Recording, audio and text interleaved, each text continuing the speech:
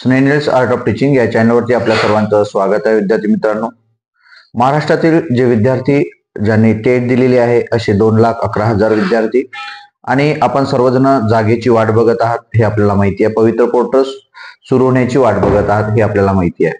विद्यार्थी मित्रांनो, नुकताच एक रिझल्ट लागलेला आहे जो हायकोर्टाने दिलेला निर्णय आहे, जो संच मान्यतेच्या संदर्भातील निर्णय आहे आणि त्यामुळे आपल्या या जागेंवरती परिणाम होणार का, नंतर रजिस्ट्रेशन कधी सुरू होणार आहे, पॅनिक होण्याची काही गरज नाही किंवा घाबरण्याची काही गरज नाही.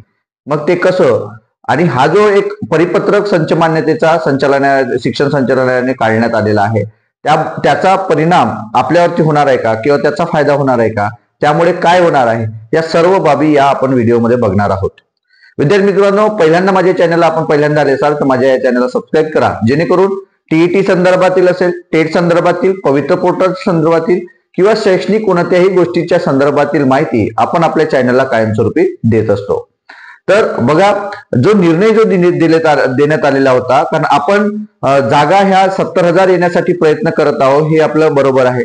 आंदोलनासाठी आपली तयारी सुरू आहे 8 डिसेंबर पासूनची, हेही बरोबर आहे. बरोबर. नंतर दुसरी गोष्ट, जे तुषार देशमुख सर आहे यांनी जेव्हा आंदोलन आझाद मैदानावरती केलं होतं त्यावेळेला सुद्धा शासनाच्या माध्यमातून आपल्याला एका हप्त्यामध्ये आम्ही रजिस्ट्रेशन सुरू करू अशी त्यांनी माहिती दिलेली होती. आपण त्याची वाट बघितली. आता एक हप्ता नाही, आता 3 हप्ते झालेले आहेत, हे लक्षात घ्यायचं आहे. 3 आठवडे झालेले आहेत, अजूनपर्यंत रजिस्ट्रेशन सुरू झालेलं नाही आहे. आणि ज्याची वाट आपण बघत होतो, म्हणजे जो हायकोर्टाचा जो निर्णय आहे संच मान्यतेचा, आपल्याला असं वाटत होतं की हा रद्द होईल, रद्द जर झाला तर आपल्या जागा जास्त येईल, परंतु तसं न होता जो हायकोर्टाने दिलेला निर्णय आहे त्यासाठी आपण त्याचा मान राखतो आहे आणि शासनाने सुद्धा त्याला राखलेला आहे. अशा शासनाला तेच पाहिजे होतं आणि त्याच माध्यमातून आता त्याचा परिणाम आपल्यावर होतं का, आणि एक परिपत्रक आता आलाय. परिपत्रक कसं आलाय लक्षात घ्या. परिपत्रक असं आलं आहे की संचालनालय परिपत्रक आहे, त्या परिपत्रकावरून आपली दिशा, पुढची जी दिशा असणार आहे ती आपली निश्चित दिशा होणार आहे, आपला मार्ग त्या ठिकाणी सुकर होणार आहे. तर त्या पत्रामध्ये असं लिहिलेलं आहे, जे पालेकर सरांचं ते पत्र आहे, म्हणजे त्यांची सही आहे त्याच्यावरती, जे संचालक आहेत. तर त्यात असं लिहिलेलं आहे की जो 2024चा जो संच मान्यतेचा जो GR आहे त्यानुसार जी आतापर्यंतचे जे काही संच मान्यता करण्यात आलेला आहे, सप्टेंबर 24 पर्यंतच्या जे संच मान्यता केलेल्या आहेत ते बरोबर आहे. त्यानंतर आता जे काही एक्सेस शिक्षक झालेले आहेत ते संच मान्यतेच्या नुसार, तर त्या एक्सेस शिक्षकांचं समायोजन हे 5 डिसेंबर पर्यंत करण्यात येणार आहे. करण्यात येणार नाही तर कराच असं त्यांनी आदेश दिलेले आहे. 5 डिसेंबर पर्यंत म्हणजे समावेश करणार आहे. 5 डिसेंबर पर्यंत जर तुम्ही तुमच्या तालुका लेवलला, जिल्ह्यात तुमचं हे झालेलं नसेल तर तुम्ही जिल्हा म्हणजे तालुका लेवलला, तुम्ही तुमच्या एरियामध्ये जर झालं नसेल तर जिल्हा लेवलला त्यांचा समावेश करा. जिल्हा लेवलला जर नाही झालं तर तो म्हणजे तालुका लेवल नाही झालं तर तुम्ही कुठं जिल्हा लेवलला त्यांनी तारीख दिलेली आहे, 22 तारीख दिलेली आहे की 22 तारखेपर्यंत तुम्हाला ती संच मान्यता म्हणजे समावेशन पूर्ण करायचं आहे. अशा पद्धतीने त्यांनी हे दिलेलं आहे. आणि नाही 19 तारखेपर्यंत ते करायचं आहे. 19 डिसेंबर पर्यंत पहिली तारीख दिली आहे त्यांनी समायोजनची, 5 तारीख जिल्हा लेवलला करायचं आहे. ते नाही झालं तर जिल्ह्यात तुम्ही इकडे तिकडे 19 तारीख दिलेली आहे आणि शेवटची तारीख त्यांनी दिलेली आहे किती, 22 तारखेला आम्हाला शेवटचा अहवाल पाहिजे. कोणत्या महिन्यात? डिसेंबर महिन्यात. 22 तारखेला शिक्षण संचालनालयाला शेवटचा हे द्यायचा आहे की किती शिक्षक पुन्हा अतिरिक्त आहेत किंवा ते समावेशित झालेले नाही.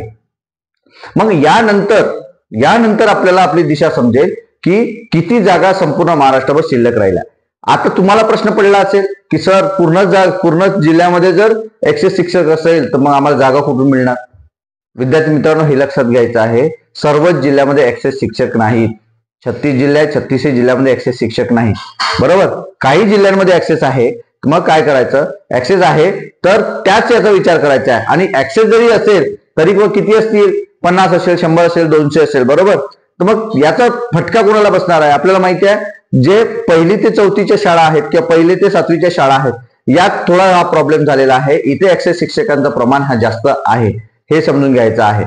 इथे जास्त प्रमाण आहे, त्यामुळे शाळा सुद्धा इकडे तिकडे समायोजन करतील. शाळेच्या बाबतीत सुद्धा तसंच होणार आहे, समूह शाळा करणार आहे, तिथे आपल्याला माहिती आहे. तो GR सुद्धा काढलेला आहे, तर त्यात समायोजन होईल. पण काही म्हणजे रिटायर होण्याचे जे शिक्षकांचं प्रमाण आहे ते सुद्धा जास्त आहे. दुसरी गोष्ट, रिक्त पद सुद्धा जास्त आहेत. रिक्त पद सुद्धा आहेत आणि आपली जे रिटायर होण्याची संख्या सुद्धा जास्त असल्यामुळे जागा कमी येणार नाही. त्याच्यामुळे थोडाफार त्याचा परिणाम होऊ शकते, थोडाफार परिणाम होऊ शकते, परंतु खूप जास्त परिणाम होणार नाही. त्याच्यामुळे पॅनिक होण्याची विद्यार्थी मित्रांनो गरज नाही. आणि ज्या 8 डिसेंबरचा जो काही आपलं आंदोलन असणार आहे, या आंदोलन याला पकडून आपलं हे आंदोलन असणार आहे. तर कशा संदर्भात की जागा या जर इथं थोडाफार परिणाम होत असेल तर पवित्र पोर्टलच्या माध्यमातून आश्रमशाळा, समाज कल्याणच्या शाळा, ज्या काही बहुजन कल्याण विभागाच्या अंतर्गत चालवण्यात येणाऱ्या शाळा, इथे जे 1ली ते 8वीचे शिक्षक भरले जात असतात किंवा इतर जे शिक्षक भरले जात असतात, हे सर्व शिक्षक पवित्र पोर्टलच्या अंतर्गत आणावं यासाठी आपण प्रयत्नशील आहोत. म्हणून या मागण्या घेऊन आपण आवाहन करतो आहे, आपल्या सर्वांना आवाहन करतो आहे की जेवढ्या 2,11,000 विद्यार्थी जर टेट धारक आहेत किंवा त्यांनी टेट दिली आहे, तुम्हाला जर शिक्षक बनायचं असेल तर विद्यार्थी मित्रांनो आपल्याला नागपूरला यशवंत स्टेडियमवर 8 तारखेपासून येणं गरजेचं आहे. कारण त्याशिवाय पर्याय नाही. तरच आपल्या या मागण्या जर मान्य झाल्या तर हा कट ऑफ आपला कमी येईल. नाही तर ज्यांना 150 मार्क्स आहे, 135-40 मार्क्स आहेत, तेच विद्यार्थी इन होतील, हे लक्षात घ्यायचं आहे. कारण जागा जास्त असेल तर कट ऑफ कमी, जागा कमी असेल तर कट ऑफ हा जास्त असेल. तुम्हाला पुन्हा टेट द्यावेल, पुन्हा तुमचं 1 वर्ष 2 वर्ष पुन्हा जाणार आहे. कारण तुम्हाला माहिती आहे की हे जे वर्ष आहेत किंवा हे जे भरत्या आहेत, याला कोणतीच भरती एका वर्षात कंप्लीट झालेली नाही.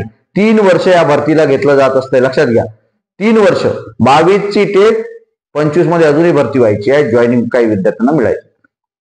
ही शोकांतिका आहे. आपलं वय आपलं कमी होणार नाही आहे, आपला वय कोणी थांबवणार नाही आहे. त्याच्यामुळे अभिनय तो कभी नाही. म्हणून या सर्व गोष्टी महत्वाच्या आहेत. याचा थोडाफार परिणाम या निकालाचा होणार आहे. आणि राहिला प्रश्न पवित्र पोर्टलचा, तर पवित्र पोर्टल आपल्याला माहिती आहे बार्टीचा निकाल लागलेला नाही आहे, इतर सर्व निकाल पेंडिंग आहेत. पवित्र पोर्टलच्या बाबतीत सांगतोय की स्थानिक स्वराज्य संस्थेतल्या नगरपालिकेच्या निवडणुकीच्या आचारसंहिता हे 3 तारखेपर्यंत आहे.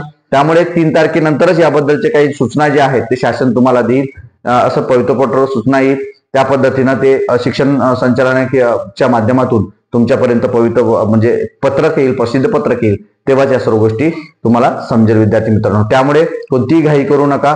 जेव्हा चालू होईल त्यावेळेला चालू होईल. आणि सर्वजण प्रयत्नशील आहे, जे जे काम करत आहेत ते सर्वजण या बाबतीत प्रयत्नशील आहे. त्यामुळे आपण सुद्धा याचा विचार करावा असं मी तुम्हाला सांगतोय विद्यार्थी मित्रांनो. तुम्हाला मी जी काही माहिती आता सांगितलेली आहे, या माहितीबद्दल तुम्हाला काय वाटतं, या माहितीबद्दल तुमचं स्वतःचं मत काय आहे ते कमेंट बॉक्स मध्ये कळवा. आणि अशाच अपडेट करता माझ्या चॅनलला मात्र सबस्क्राईब करा. खाली डिस्क्रिप्शन बॉक्स मध्ये जे लिंक दिलेली आहे टेलिग्राम आणि व्हॉट्सअपची, त्यावरती सुद्धा जॉईन व्हा. धन्यवाद.